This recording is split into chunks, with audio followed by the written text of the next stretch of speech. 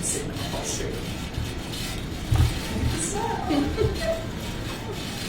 Welcome to another episode of Across the Spectrum on Facebook Live with Autism Lifeline links. We are so excited today. We are actually broadcasting, trying something new. We're broadcasting from the Texas Transition Conference happening here in San Antonio, Texas. The Texas Transition Conference is a project of Texas A&M Education and Human Development, as well as the Center on Disability and Development at Texas A&M University. So they've been hosting this conference for some time, and we have so many of our stakeholders who participate in it. And we were sitting around one of our meetings talking about our different Facebook Lives every month, and somebody said, well, we're unveiling a plan there. And then Robin said, well, we're going to be there too. We're going to be doing something on technology. And I said, well, let's try something different. Let's broadcast from the conference. So we hope all of our friends out there, and we hope we have some new friends because we're trying this mode. Just to let you know, these guys are going to, this is kind of their dry run before their panel. They'll be doing a panel right after this here at the conference. So this is the light version of that panel. And so their panel is don't put down that phone. So often we talk about technology, and anyone is constantly addicted. We're always looking at our phones, more often for pleasure, right? Doing some things that are fun, which are important. But there's so many amazing tools out there that can be on your smartphone that can help anyone better plan, better schedule, track their medications, all sorts of things. But these ladies have come up with an amazing presentation to really look at how can we use this smartphone technology for purposes of increasing independence, providing safety with more safety and more tools. Parents and caregivers are generally more likely to let their young adults with a disability have a little more freedom if they know they can find them on their phone. Unlike the old days, right, when we left the house, it was come back in when the street lights are on, and our parents would be made back. But now there's so many pieces to do that. So there's an amazing team here in San Antonio. We have a number of districts, but Westside Independent School District is one of our 17 independent school districts here in San Antonio. And there is an amazing school called the Nellie Reddix Center. And so Rob Fields is the principal over there, and they've been great partners with Autism Lifeline all the way. And we have our other two friends here. We've got Barbara, or Barb, and of course our Melissa, who are also at the Reddix. And we're just going to kind of start in and talk about how you can use technology to promote safety, communication, employment, life skills, and independence for people with intellectual developmental disabilities. Everybody can focus on our guys today. So thank you for being here. Why don't I let you start out with what are the 4 buckets? There's 4 buckets that we want to break down and just hit the highlights of today. Well, the main areas that we focused on were safety, communication, employment, and life skills. And so when we sat down and talked about all the different apps and tools that we use, those were the 4 main areas that they fell in. Perfect. And so the first of those is safety. Safety is paramount, whether it's physical safety out in the world, and there's an app for that. There's tools that we can use for that, as well as cyber safety, right? So Robin, can you tell us a little bit about what those tips, tricks, things are that we can use safety? Yeah, absolutely. I think the safety features that come on an iPhone really help our parents feel a sense of security, because when they come and we're servicing our young adults and we're talking to our families about letting go and giving the opportunity and dignity of risk and being able to take some chances, it's frightening for our parents. And so helping them understand that there is a very reasonably priced tool that can help them with safety for their young adults, they start to feel a little better. And so we're not only working with our young adults on these features, but we're also working with our parents, which is huge. It's humongous. And so anyone that works in this space, or any parent of somebody on the spectrum or with a disability knows that. I love it. Dignity and risk. Mm-hmm. So we do that with our little guys while they're doing things. When I just joked about the street lights coming on, but we have more vulnerability, right? Especially. So how do we? That young adult is thriving. They want more independence, but they haven't necessarily had it before. So how do you start to teach that? So I think this is an excellent way. Absolutely. Yeah, there's some really really easy apps for safety purposes when it comes to our young adults. One of them is Life 360. It's a free app that both the parent and the young adult can download on their phone, and it allows them to literally track everywhere that they are.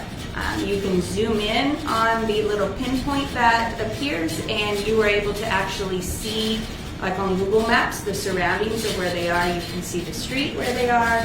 And so if for some reason you had a young adult who is learning how to ride VIA or VIA Trans, which is our public transportation system here in San Antonio, and they happen to get off on the wrong street and a wrong site and they don't know where they're at, they're able to tell the they'll parent. call you, like, oh, actually, honey, go turn right at the AGV and wow. Right. And so that really helps our parents feel a little bit of security.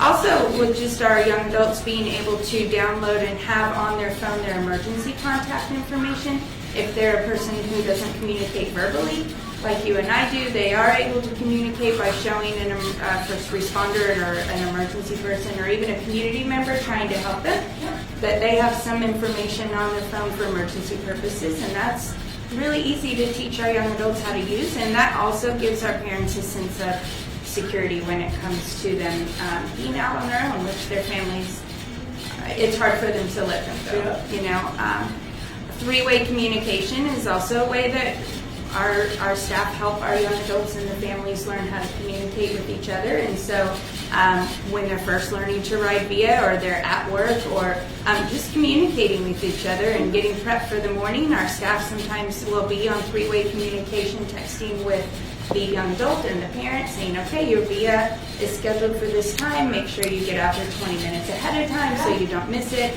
It's also great modeling for the parent to learn how to support their own young adult long term. Yes. And so they're learning from us what we are doing to help their young adult be successful. That modeling of that three-way communication allows the parent to have some good examples of how to do that as well once we fade out. So you as professionals are, when you say three-way, is you, the parent, and the young adult. Mm-hmm. That's great. Mm-hmm. So during skill building, for example, my young adults who are working toward competitive employment, but also those who are not, who are working toward volunteer recreation. As they start transportation, it's myself, my assistant, the young adult, and the parent. We're in a group text. That's skill building. As they get more successful and as they move through phase 2 and on to their adult life schedule, then the next step would be to take myself and my assistant out, and then it's just the parent and the young adult. Wow. So, and if there's a problem, right. and that student come in, you can look at what the communication was, and then Right. we offer tips because that was initially going. Because we're coaching from a distance, right? And also coaching the family.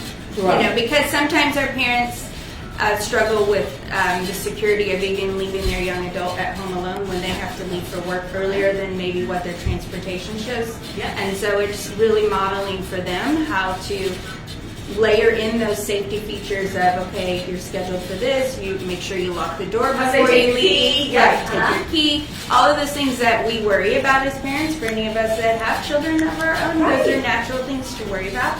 And so it's just really modeling for them how to still give some guidance and be involved in those safety tips without being present and physically Helping them present. problem solve and cope with whatever issues at hand, whether they're, and I know we've had young adults that got off the bus at the wrong place, Sure. but if we're all involved, or there's Life 360 for the teacher as well initially, everybody can get together, or the parent can watch us, how we're problem solving and helping the young adult cope with something that comes up. There's no reason to, just lose your mind and freak out. Right. Let's calm down and deal with it, and we coach them through it, and the parents see how we coach them through it. You know, it's so amazing because the brave new world of technology, right? And so many ways that it really can't put that independence. So often, especially for the age group and the population you're talking about, they haven't had the neurotypical tests along the way of when you go outside or don't forget the key. My boys break into the back window when they get the keys. I'm like, that's not a good choice. Yes. I want that. But those kinds of things. So helping them problem solve and critically think is more than just getting them from A to B. It's helping them build that confidence and that self-esteem to have faith in themselves, and then the parents to be like, all right, that was hard, but it worked. Okay, so tell me a little bit about, no, you. And don't be a fixer. Don't solve for. Help them Don't solve come for. to the conclusion themselves, yes. Excellent. So, any more on communication? Can you talk about the text speech and how that can be more? Right, because I've had some young adults and other teachers have as well that their communication doesn't come off as well, especially with technology. Or if they have literacy issues, they can't read or write. They can voice text, or they can do voice messaging where you can listen to them talk. So I have young adults, if they're going to be out, they don't call the school, because if they're getting a job, it's not cool if your mom calls you in. They text me, but if I have somebody that has communication issues, it's okay. They'll put it in a recording and send it to me. I'm not coming in today, or I'm out sick, or I have an appointment coming up, and then we put it all together with their calendar, and if they're out sick, it's okay, because they're the ones sharing, and the parents are able to see in the group text. I'm laughing, and you laughed with me. Like, so my son's 18, and he works at Bill Millis, and he needed to be an hour late for work because he had some UIL theater thing. I was like, okay, we'll call. He's like, you know, he just went. So I had to pull out like an old school piece of paper. It's like, Leon Gonzalez will not be. And that's an accommodation also for a number of our young adults with their employment, is that if they're using public transportation, not regular via but via trans, if they're going to be late, that can be an accommodation so they're not troubled, but they still have to communicate with the employer, I'm going to be running late, I'm on the bus.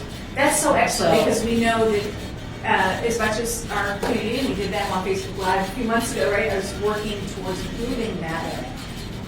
Even if you're driving a car, which our guys not necessarily do, but like accidents, traffic, the choo-choo train, the is late, there's any bus breakdown.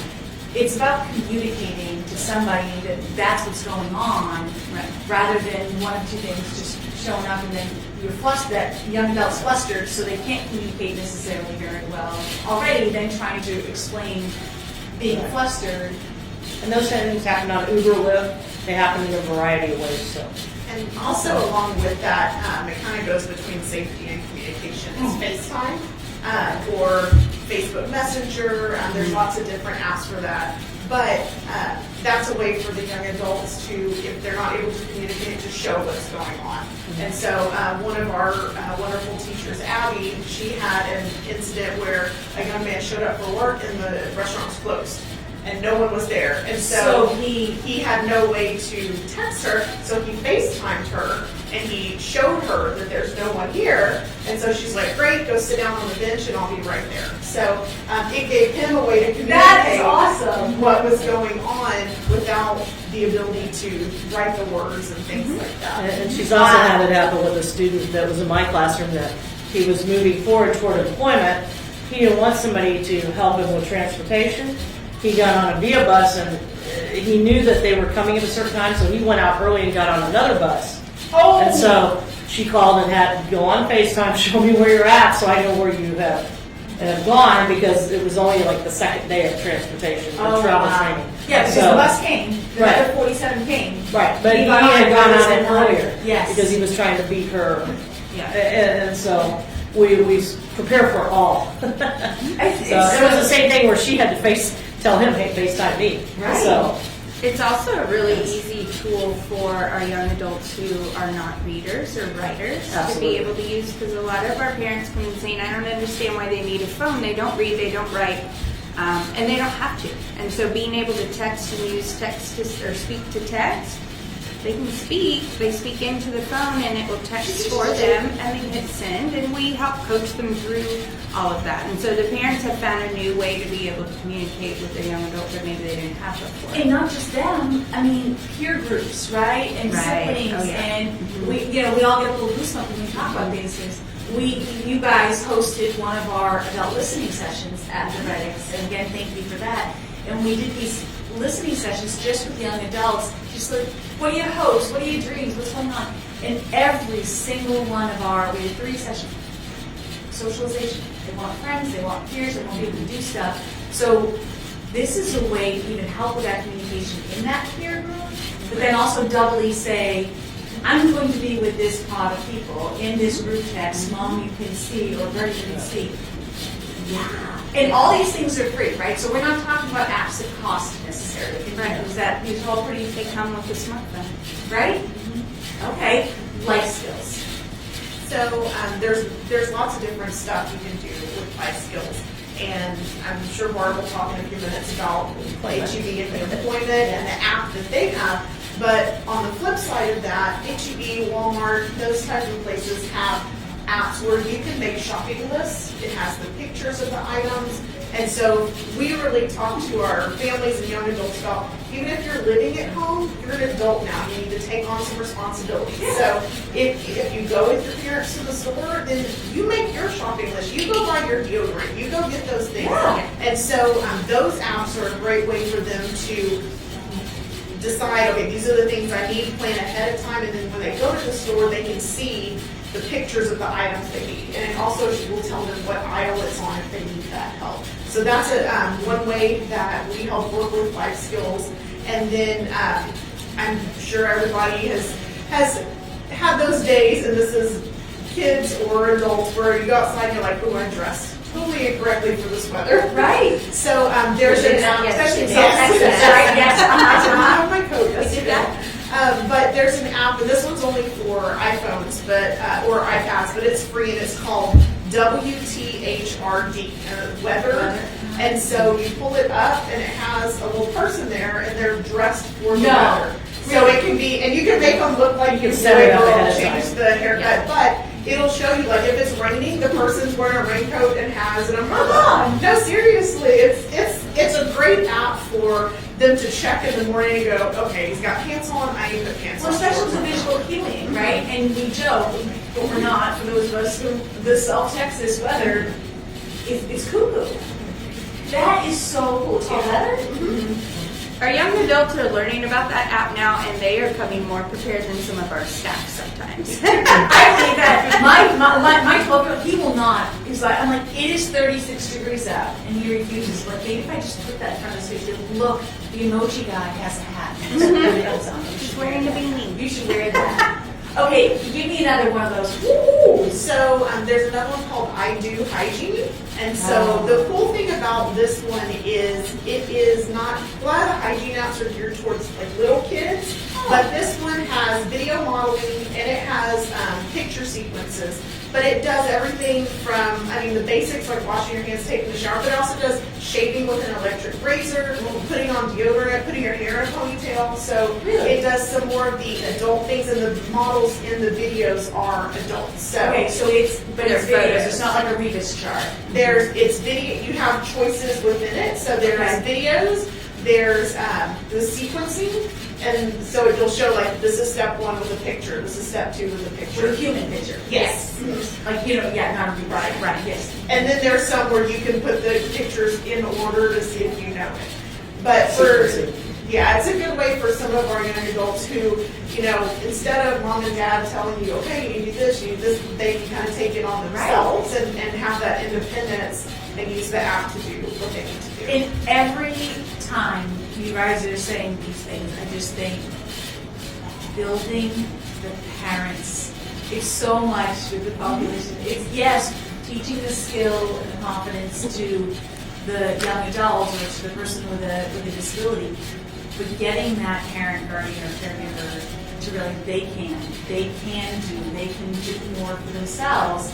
And here's some super cool tools for that. Anyone have a super great story of that aha moment for a parent using some of these tools? Well, I think it helps build better relationships Not between nagging, their right? adult child and them, because then they're not nagging them all the time, and the young adult isn't getting frustrated with the parent who keeps telling them over and over and over. And so this is one way that it kind of takes them out of the picture, and they're relying on this app, which they all are into their phones and their technology, instead of the parent being the one that's always reminding them and then getting into arguments and those sorts of things. So. Well, it's because when we talk about, again, this population, this really precarious age for, again, neurotypicals and guys with disabilities, they know socially and by looking at the world what their level of independence should be, right? And so even though maybe they don't have the skill or the capacity for that, they still see peers or people on TV or anything doing these things, why can't I? And I was thinking, you can't do it, Nemo. You can't do these things when we're Right. I always end up like, but I can. So it really is about changing the mindset and of the whole family and that parent to get there. There's another fun app. It's not necessarily for independence, but we used it for student-led arts. And we had a young lady who, it's called Chromabid, and so it's a green screen app. So you just get green butcher paper, put it behind you, and you can get whatever picture you want behind you. And so as part of her student-led art, we put, where do you want to live? We found a picture of where she wanted to live, put that behind her. She talked about, this is what I want for my life. You know, what else do you want for your life? Well, I go to this gym and I do physical therapy. I really enjoy it. We put a picture in the background so she could talk about it. Okay. I'm so visual, right? And so they have a big piece of green butcher paper back here. And you literally put that up on the wall. And you sit in front of it. And the person sits in front of it. And then how do you get the thing on the back? You choose a picture on your phone or your iPad. Uh-huh. And it'll put the picture on the green screen behind you. So whatever's green. Oh, the app puts it on the green thing. It projects it to them. So they can share their dreams, whether it's long-term goals, short-term goals, and you can even put steps toward it. So Melissa did one not too long ago with a young adult who wanted to ride our transit system bus, the VIA. And so she had it to where she was on a bus and they were bouncing as if they were riding on the bus. And the young adult had a great time sharing that with her family, but that's what she wanted to do. I think I've had goosebumps 7 times. This is so, well, and this is what Facebook Live is for, right? There's so many things, tips, tricks, tools, increasing the general knowledge of people with disabilities, people without disabilities, and everybody out there. So these tools can be used by any person, any household, any family, but taking them and making them ultra accessible so that our young adults can be ultra accessible and more independent that's super exciting. more than likely Candy Crush on your phone. Way more like Candy Crush, right? I love the green screen. The what? That's what we should have named our session. Oh, you should Because I love it because there's a neurotypical and our young adults and just everybody has Candy Crush. But there's more to your phone than that. And once we look beyond just the fun game part, that's where we all connect. But then we can also see the other things that we can reach from there. in how we connect here, how we connect in a family, how we connect with our peers, how we connect with our siblings, how we connect with our employers. How we can, like it just those concentric circles build out by taking this one skill and building everything from that. Mm-hmm. What else you got? I'm a shout out to HEB number 17. I love it. Our young adults that come to us for grocery skills training, they all train out at Days of On, IH10, HEB. That's a big one. So they have, with their smartphones, I have a young adult this year that hasn't had one all year. It's the first time I've had this happen. And it limited what he could do. We were his personal technology, telling him when to go and come on break, what to do, where to do it. He couldn't do anything really on his own because he didn't have any technology. And he got a cell phone last Saturday, and just in 4 days, he's making reservations for his Via trains. He's setting his timer for a 15-minute break today. He sets his alarm for when he has a 30-minute break when he's been there long enough for that, for training. And now all of a sudden he can take his HEB app and utilize that to sort items for merchandise returns. He's able to go out in the aisles, and when he's putting merchandise away, if a customer says, "Where is this?" he's able to use it. And while he has some literacy issues, no problem, because the HEB app has a microphone on it. And if a customer says, "Where are the beans or the toothpaste?" if he doesn't already know, he can tell the phone, he can ask his app that. And it'll tell him where to go, and then he can take the customer there. And nobody knows the otherwise because he's just using the same app that we all use, but in a different way. And some of our other students on campus who are in recreation volunteer classes or need more support, they're able to use the HEB app to develop their list, like Melissa was saying. This is what they want at the store, and they can go in and pick all the items they want So when they go with their families to the store, they now have a grocery list. Does it like price those items? Yes, They and it set a also tells budget them- and do things like that. And it also tells them, depending on the store, when you're on the app, you pick your store.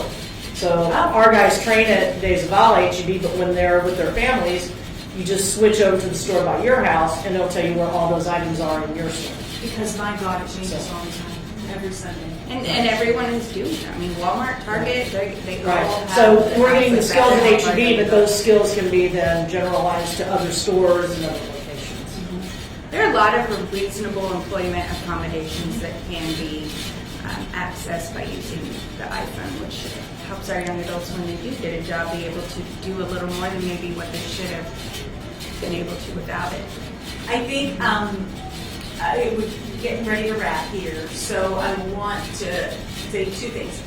Thank you guys, and I hope that everybody out there on Facebook sees the smiles and the passion and the excitement, and that all comes from an amazing administrator and a great place to be with an amazing team, really working every day to make sure that young adults with disabilities feel safe, strong, empowered, knowledgeable, and then helping those families to know that those guys can do it. So I hope you're seeing that excitement and passion because it's remarkable.